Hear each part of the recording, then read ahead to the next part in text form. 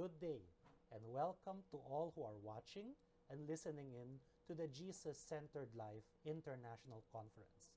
I'm Carlos Antonio Palad, and I'm an associate member and a lecturer for Defensores Fidei Foundation, a Filipino Catholic society dedicated to apologetics.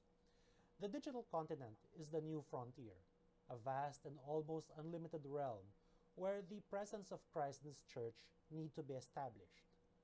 Some have spoken of the internet as the new Areopagus, where we must introduce Christ, and after Christ, the church, for the first time to people who have not heard the good news. There are many ways to do this, but for most of us, the way to radiate Christ's presence to others, to each other to be more precise, is in the way by which we make use of our time on the internet. What do we post? What do we share? What do we say? And equally importantly, what do we take away?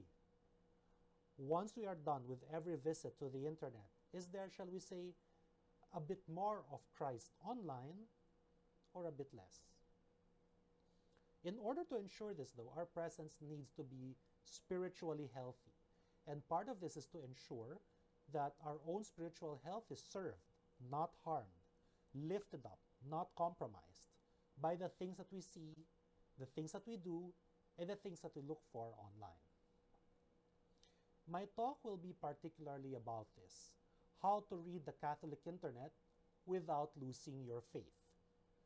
I would like to speak about how we can prevent bringing others to scandal and how to prevent ourselves from being so scandalized as to lose sight of Christ, and more particularly, Christ's presence in His church.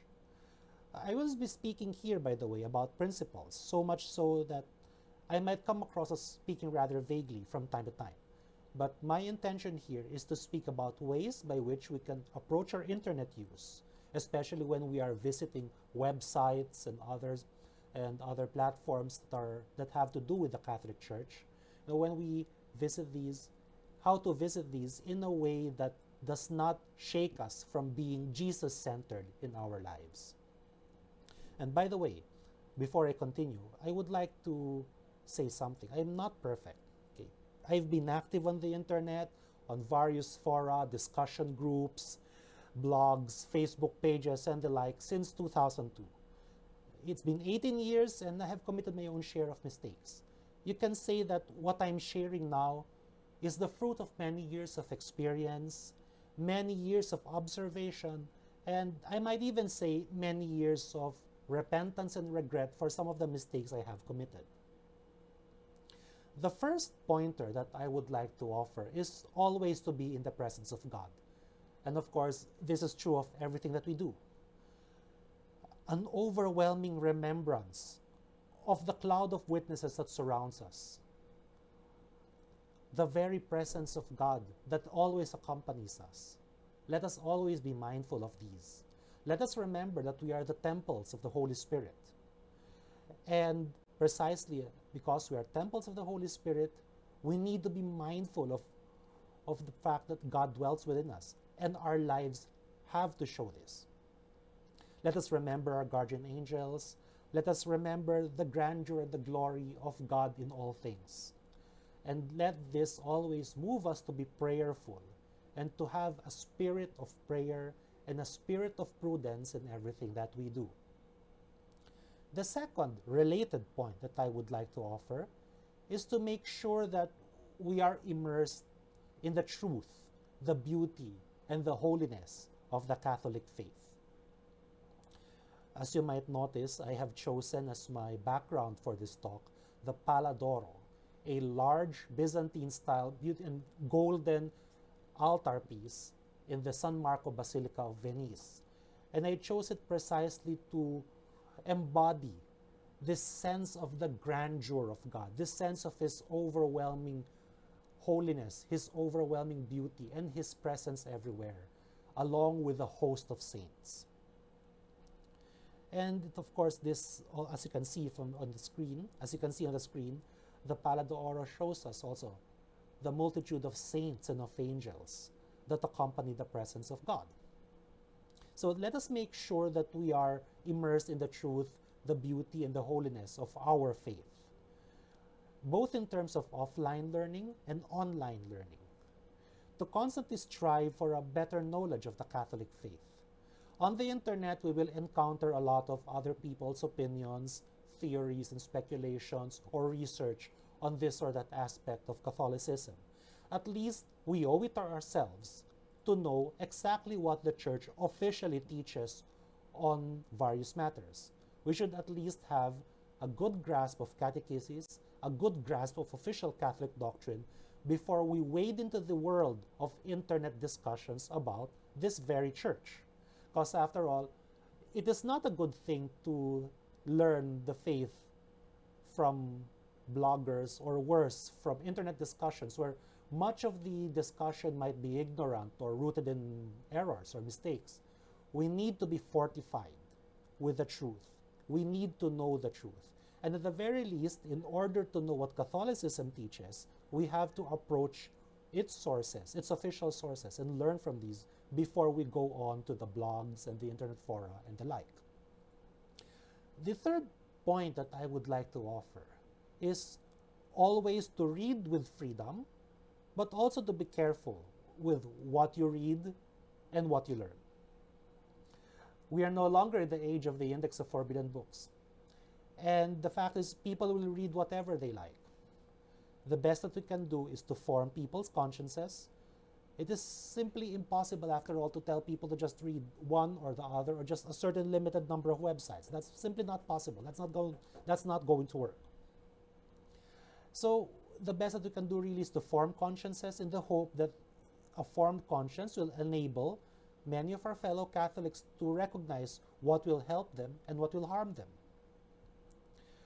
Of course, there's also the fact that we should not believe everything that we read on the internet. But neither should we have the attitude that we shouldn't believe everything that we get from the media because the media just lies, or because the websites just lie. We cannot have that attitude either. Okay? We need to have an attitude instead of prudence when it comes to knowledge. Don't believe everything you read, but don't disbelieve everything either, simply because the information that you get upsets you or makes you feel uncomfortable. It is instead better to hone our skills, our knowledge, our tasks, so that it will be easier for us to distinguish between what is true and what is false, and what sounds true, what rings true, and what does not ring true. The fourth point that I would like to offer, and here I know that I'm delving a bit more into what is controversial, is that we should not don't mistake your desires and your ideals for the teachings and the laws of the church. I see different kinds of this all the time. From time to time, I see young, zealous Catholics who like to present their own ideas, whether it be what proper dress we should bring to church, we should wear to church, or how we should fast and abstain and do penance, or how the liturgy should be celebrated. I see a lot of zealots who present their own ideas about these things, as if these are obligatory, as if these ideas, their ideals rather, is what the church teaches and what people are supposed to follow. To give you an example, from time to time, I still come across Catholics who insist that the only way we can observe penance every Friday is by abstaining from meat. Now, abstinence from meat is a good thing. It is encouraged by the church. But the church does in fact give us the option of practicing other penances rather than just abstain from meat on most Fridays outside of Lent. This is not a matter of discouraging what is good. I'm saying this because we need to be precise about the truth. We must have the humility to state church teachings and laws as they are, with precision and without our own attempts to make these sound stricter or, for that matter, more lax than they really are. when it comes to laxity, I also remember some Catholics who like to say online that what the church really teaches is our conscience is above all things, and so our conscience can tell us to ignore what the church teaches on morality, usually, sexual morality in particular. So we need to be very careful and very precise whenever we speak online about what the church teaches. And this is not simply a matter of being pedantic. We also need to do our part in among other things, preventing scrupulosity and preventing erroneous ideas that might lead others to sin, as well as, of course, preserving our own credibility. It is also for our own good.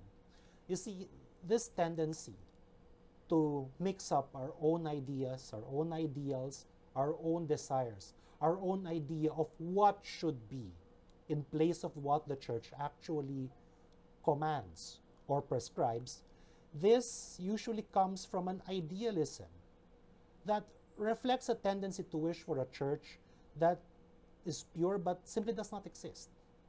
A church that exists only in our own heads, instead of being the church that actually exists here on earth. The true bride of Christ that, despite the imperfections of many of our human members, is the church that we are called to love and to promote here on earth.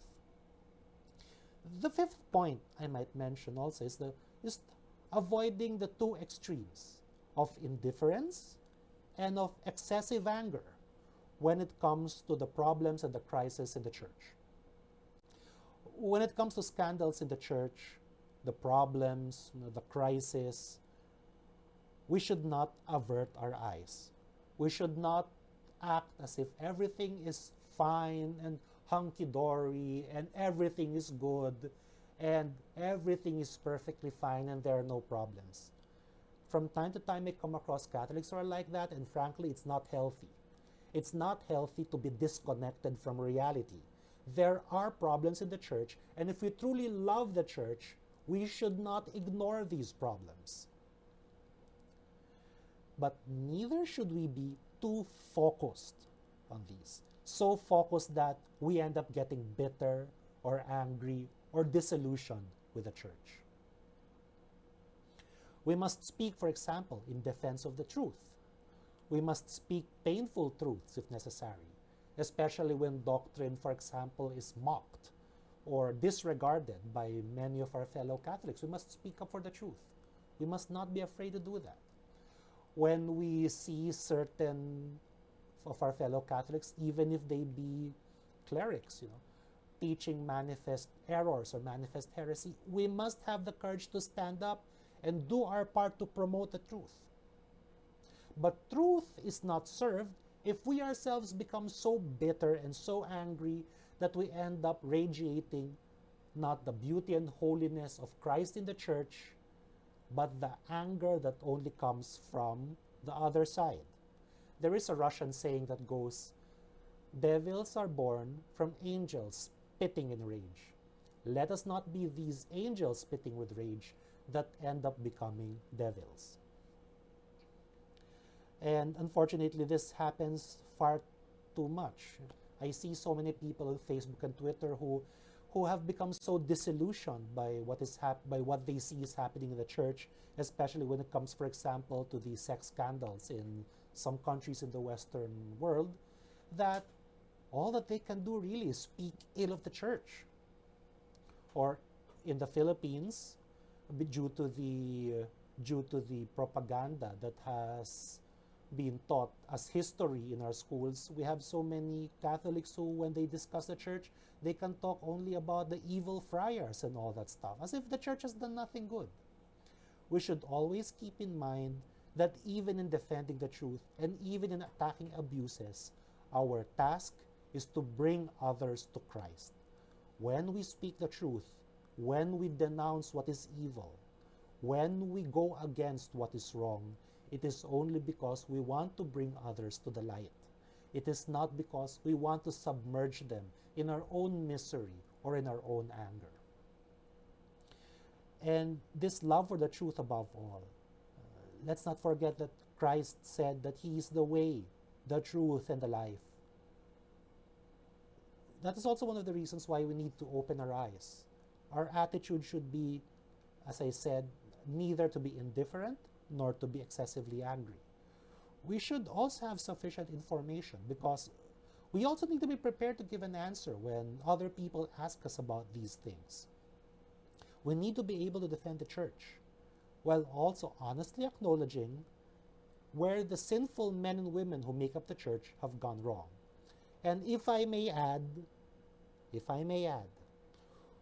we do not need to have an opinion on everything. There are many complex issues where it may be good to just gather information with an open mind without rushing to judgment.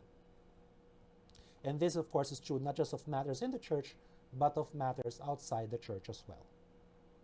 The sixth point that I would like to share, and I might get into trouble for even saying this, is to be very careful when it comes to prophecies and private revelations, especially unapproved ones. And I might add, be very careful as well of conspiracy theories. In my experience, an obsession with too many prophecies and too many private revelations can actually destroy our lives of faith. Why? What if the predictions go wrong? Especially when these are given by self-proclaimed prophets or self-proclaimed leaders. I have seen quite a number of these. I remember back in 2017, there were people who were claiming that 2017 was going to be the year of a great restoration in the church when evil will be defeated and the Immaculate Heart will triumph. 2017 came and went. We are now in 2020 and it doesn't seem that much has changed. So I know that there were people who got disillusioned after that. And I remember still how the same thing had nearly happened in the year 2000. There were so many people who really thought that the year 2000 was going to bring about this great triumph of the church everywhere. An end to all the crises and the problems in the church. And that's not what happened. So we need to be very careful when it comes to prophecies. As for unapproved private revelations, much of the time, the desire for all sorts of private revelations, especially the unapproved ones, comes from spiritual gluttony. It comes from a desire for novelty. We feel that the approved private revelations and approved devotions are too simple and are just too boring. We want more. We want all sorts of new devotions to come in. We're not satisfied. The problem with this is it ends up resulting in spiritual exhaustion. By the way, I myself experienced this a long time ago. There was a time in my life when I was really obsessed with the latest reported private revelation or the latest reported devotion that heaven says we should do. I ended up spending far more time reading the supposed private revelations than actually doing anything about them or praying about them or praying or doing penance. And I ended up really harming my spiritual life in so many ways. So I had to learn this lesson the hard way. And I don't want you to have to learn this lesson the hard way. It is good to stick to approved private revelations. Always be very careful when it comes to prophecies. And of course, it is better to stick to one or two good devotions than to have so many devotions that you end up not really being consistent in any of them.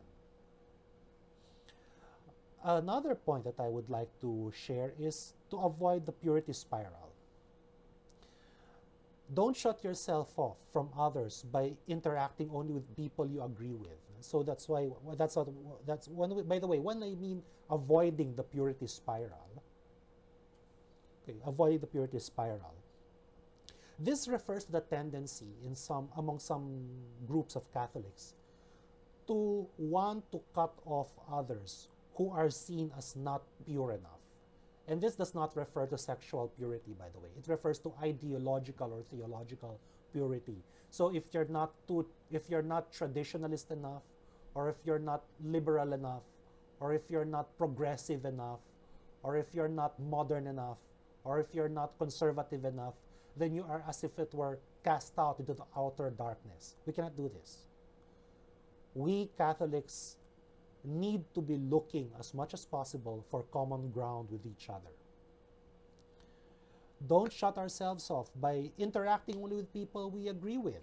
Don't condemn others on the basis of labels: liberal, conservative, modernist, progressive, traditionalist. Don't freely accuse entire groups of people of this or that crime or offense simply on the basis of the labels that we have slapped on them. Everyone, even the most sinful people, are entitled to be protected from false witness and from false accusations. The problem is that there's a harmful tribalism now that has descended upon large portions, of the Catholic internet, where it has become fashionable to condemn entire groups of people simply because of their supposed beliefs. Entire people are typecast or condemned. So you would sometimes hear traditionalists say all traditionalists are accused of hating the Pope, or all liberals are accused of being evil communists who are out to destroy the church. Be very careful with any accusations. Be very careful with all accusations. I have seen people, for example, attack the Pope with very sweeping accusations that have little to do with what he has actually said or done. But I have also read people defending the Pope by indiscriminately attacking those whom they see as being too critical of him. We have to be careful. The 8th commandment, thou shalt not bear false witness, applies to all Catholics, those whom we agree with and those whom we disagree with, those whom we like and love and those whom we utterly dislike or disagree with. Most of all, let us always pray. Let us always pray to be protected from harm, to be protected from illusions, to be protected from delusions that will only bring shipwreck to our faith. Unfortunately, I don't have much time. In fact, I have exceeded my time a bit. And so I have not been able to discuss everything. But I hope that I have planted some seeds in the minds and hearts of at least some of my listeners during this talk. May the good Lord bless us. May Mary, our mother, always protect us. May the angels and saints accompany us. And may we always pray for each other. Good day.